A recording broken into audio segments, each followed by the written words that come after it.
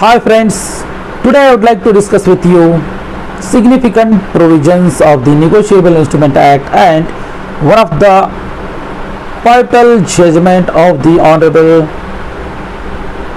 High Court of Karnataka pertaining to the amendment carried out by virtue of section 143 subsection A of the Negotiable Instrument Act. We know that every day cases are being filed up, new cases are being filed up under section 138 of the Negotiable Instrument Act, as the cases of bouncing of the checks are increasing day by day. We know that the cases could be filed before the magistrate court or judicial, that is judicial magistrate first class or metropolitan magistrate for bounce of the check, and we know that the essence of section 138 is that the debt must be a legally recoverable debt. If the debt is not legally recoverable debt, then complainant won't be succeeded. There has to be legally recoverable debt so that the complainant would get success in his case, and court may pass the order in favor of the complainant if it is a legally recoverable debt. The case has to be filed in a stipulated time as provided under the Negotiable Instrument Act. That is the basic things which we know. But what we are likely to discuss here is that we are today discussing section 143A and one important judgment of the Honorable High Court of Karnataka here. By virtue of section 143A, the Parliament has given or provided the remedy to the complainant that he can make an application claiming interim compensation from the accused. For example, if the amount of the check is 10 lakh rupees, then up to 20% of the amount of the said check can be claimed as an interim compensation by the complainant. He has to make an application in the court seeking up to 20% of the amount of check as an interim compensation, and this say must be filed by the other side, that is from the accused side. Both the party would be heard together, and thereafter order would be passed by the court. There are two chances that the court either will allow such application or court will reject such application. Now question arises, if the court allows such application and grants the 20% of interim compensation in favor of the complainant, then that should be paid within the span time of 60 days from the date of such order. However, the said duration of 60 days may be extended by the magistrate for reasons to be recorded in writing. In case if there is an acquittal of the accused and he has already paid the interim compensation up to 20%, in that case the accused has right to get the amount of interim compensation back from the complainant along with interest at the rate applicable in the beginning of that financial year as per the RBI rules. So not only the accused has right to get back his amount of interim compensation, but he has a right to get the amount of interest thereon, provided that there is a acquittal. However, if the honorable court convicts the accused, in that case, if in case he has paid the amount, then such an interim compensation amount already paid by him would be adjusted in the total amount of compensation that will be provided by section 357 of the CRPC. That is, if the amount of the check is 10 lakh rupees and 2 lakh has already been paid, then that 2 lakh would be deducted from that amount. But as per the provision of the 138 of the Negotiable Instrument Act, we know that the court has power to grant twice of the amount of the check as a compensation or maximum 2 years punishment, or both. It is some discretionary powers are also vested with the court so as to decide the quantum of the compensation.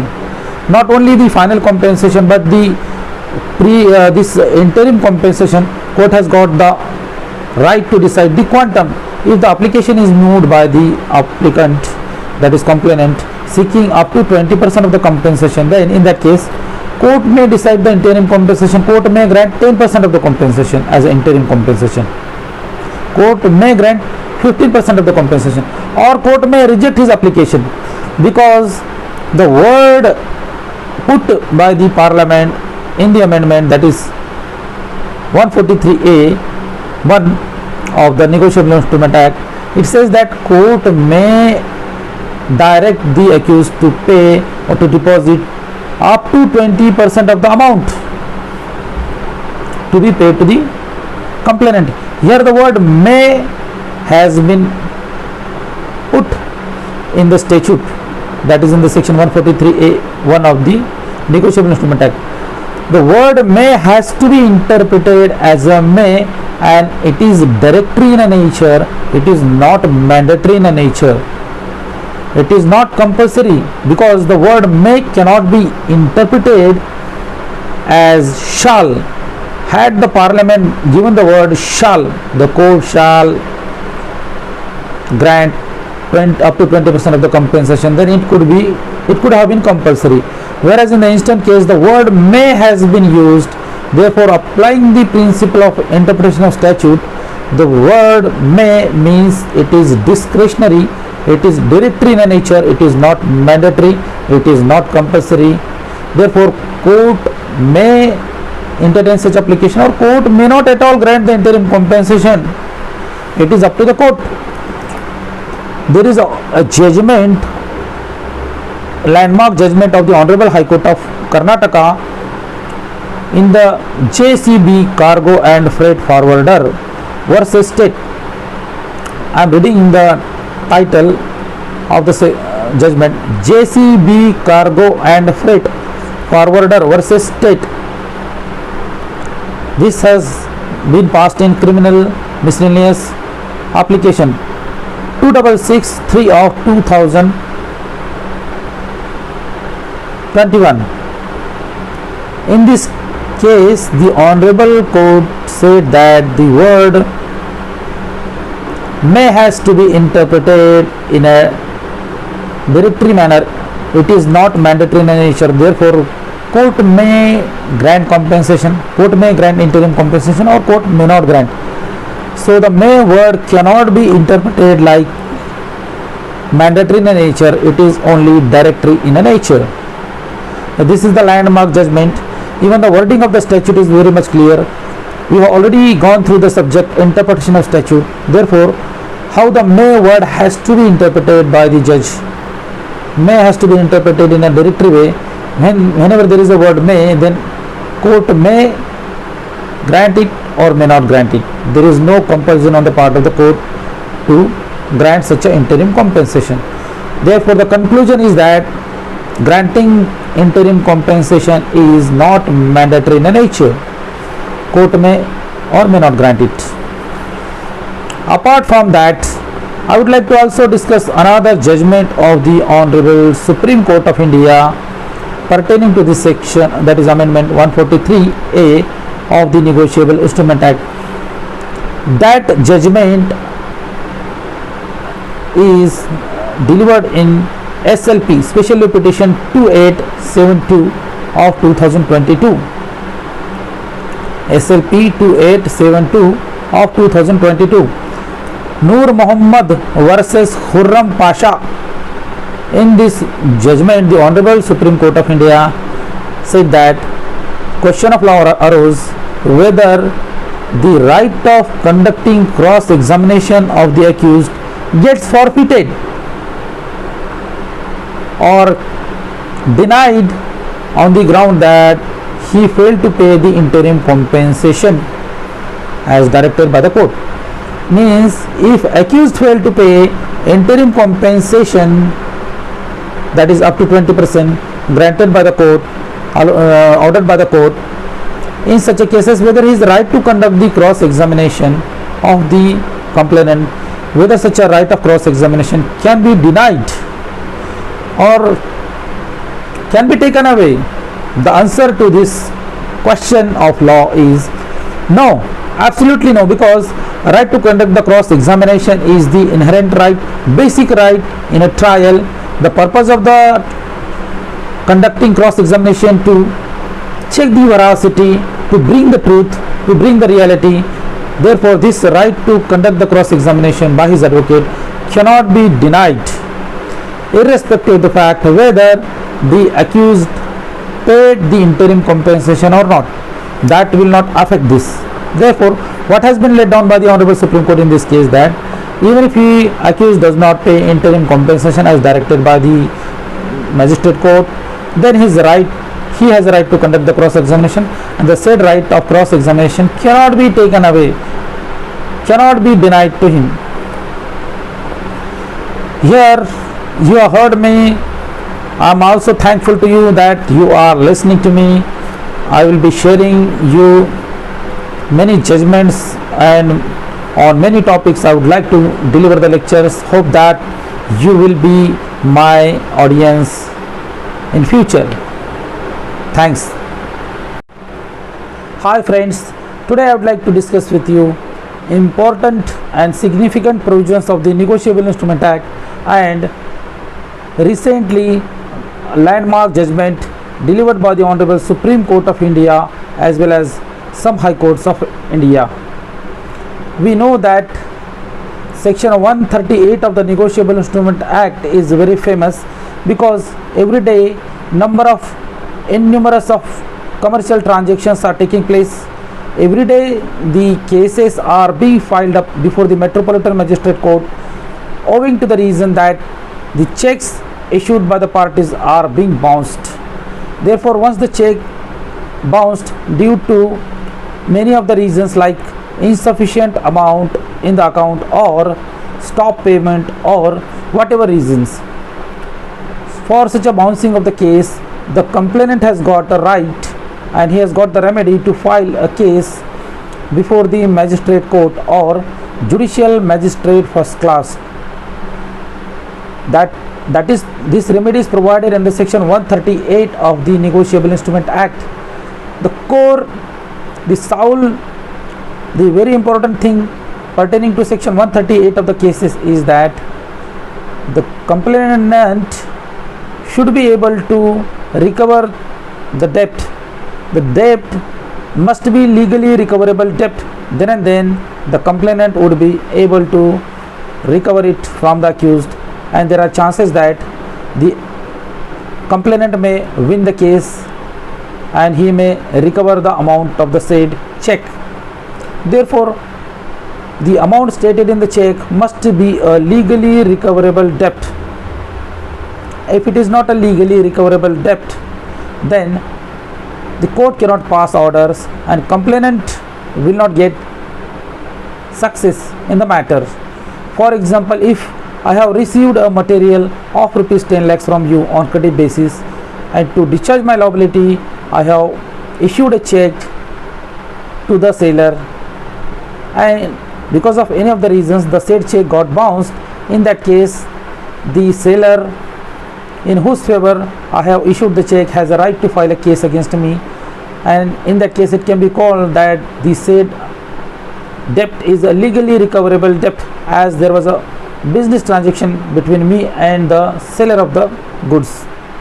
On the contrary, suppose I have issued a check to an NGO as a charity or donation, but there is no compulsion on my part, but out of my own will and wish I have given a check.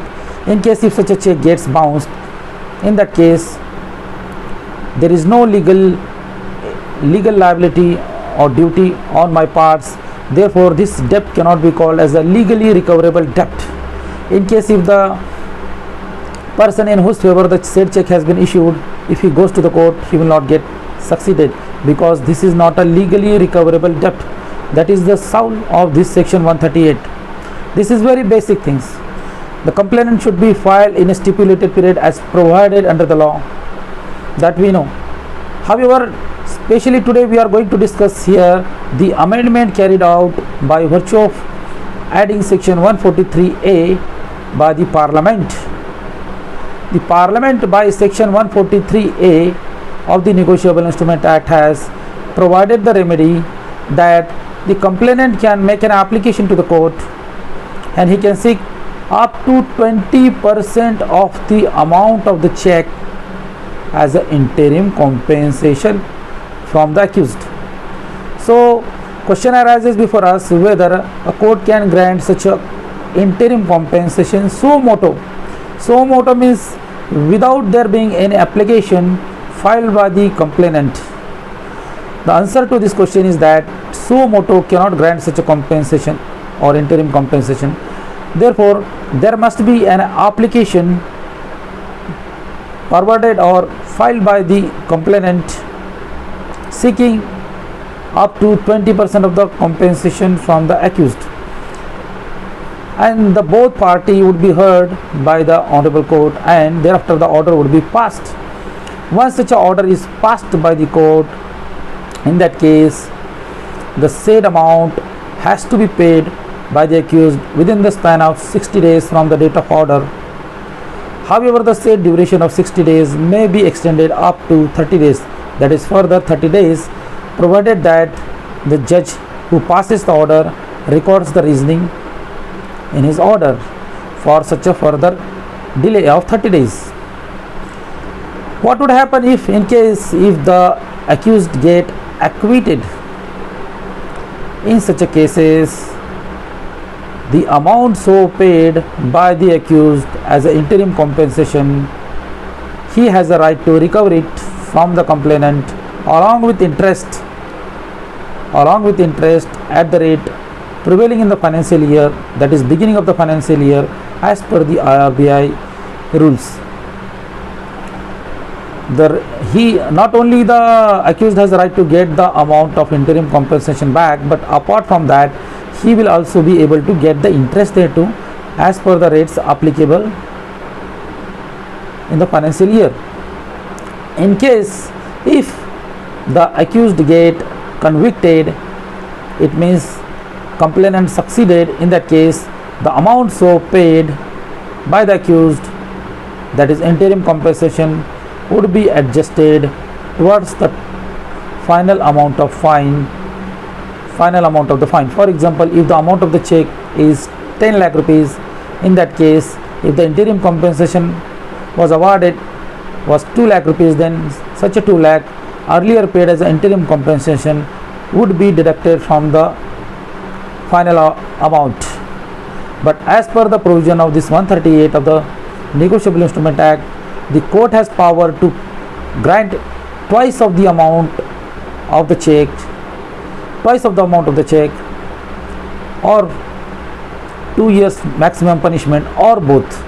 It depends upon the court. Court may not grant twice of the amount. Court may give some extra amount like 10%, 20% more. It is up to the court. Now, question arises before us is that whether this amendment carried out by the Parliament by virtue of section 143A of the Negotiable Instrument Act, whether it has prospective effect or it has retrospective effect. We know that retrospective effect means applicable to the past, and prospective effect means applicable to the transaction henceforth onwards. Therefore, this 138 law is a criminal law, and we know that the principle of interpretation, applying the principle of interpretation of statute, the retrospective effect cannot be given to the penal statute. Likewise, in the instant case, only prospective effect could be given to this amendment that has been laid down by the Honorable Supreme Court in one of the judgment called G.J. Raja versus Tejraj Surana. I will also put the wording in my comment box. This is the judgment delivered by the Honorable Supreme Court of India in SLP 3342 of 2019. G.J. Raja versus Tejraj Surana. In this case, the Honorable Supreme Court has said that Section 143A of the Negotiable Instrument Act cannot be given retrospective effect. It can only be given prospective effect. Therefore, those offences under section 138 of the Negotiable Instrument Act which have been committed prior to this amendment act, then such an amendment, benefit under such amendment will not be applicable, will not be given to the complainant. The offences must have been committed after the amendment came into picture. Therefore, the amendment came into picture on 2nd of August 2018, because on that day this amendment has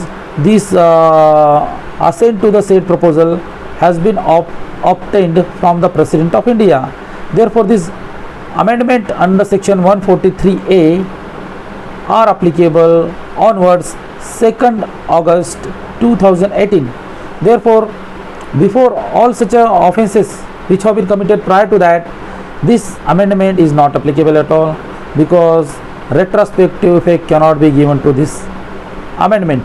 Only prospective effect can be given. Therefore, this is very much clear, because this is the principle of criminal law. On that particular day, this amendment were not carried out. In the year of, for example, in the year of 2017, 2015, there was no amendment. Therefore, obviously, even if the cases have been filed prior thereto, and such cases are pending in the magistrate court or JMFC court, even after 2018, no such effect could be given to those such cases. If the magistrate has taken a cognizance and given the benefit under this provision, then such order is bad in law. The conclusion is that only prospective effect can be given to section 143A of the Negotiable Instrument Act, and no retrospective effect can be given to the said provision. In my another video, I would like to cover the other judgments and other provisions pertaining to this. Thanks for your cooperation in listening to me.